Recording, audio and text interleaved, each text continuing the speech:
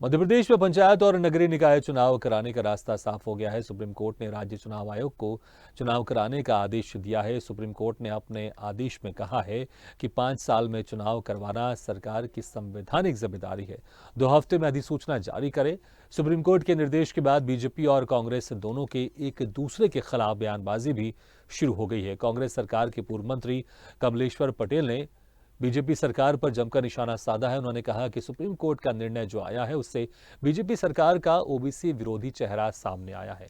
BJP सरकार अगर सही जानकारी सुप्रीम कोर्ट में समय पर दे देते तो ये स्थिति नहीं आती। इसके लिए बीजेपी जिम्मेदार है। बीजेपी सरकार ओबीसी विरोधी है। इसमें ओबीसी विरोधी चेहरा भाजपा सरकार का उजागर हुआ है। अगर ये सही जानकारी सुप्रीम कोर्ट पे समय में दे देते तो आज स्थिति पैदा नहीं होती। तो उसके लिए पूरी तरह से भाजपा सरकार जिम्मेदार है और कहीं न कहीं ओबीसी वर्ग के साथ अन्याय हुआ है। किस तरीके से देखते हैं सर आप ओबीसी वर्ग? नहीं, जो पहले से व्यवस्था थी उस तहत चुनाव अगर कराते तो जैसे पंचायती राज अधिनियम के तहत चुनाव कराते, नया अध्यादेश नहीं लाते तो स्थिति पैदा नहीं होती। तो इसके लिए तो पूरी तरह से भाजपा सरकार जिम्मेदार है। और उसके पहले भी 27% नौकरियों में आरक्षण दिया था कांग्रेस सरकार ने, उसका भी इम्प्लीमेंट्स नहीं हो पा रहा है क्योंकि ये पैरवी नहीं कर रहे हैं, सही जानकारी कोर्ट में उपलब्ध नहीं करा रहे हैं।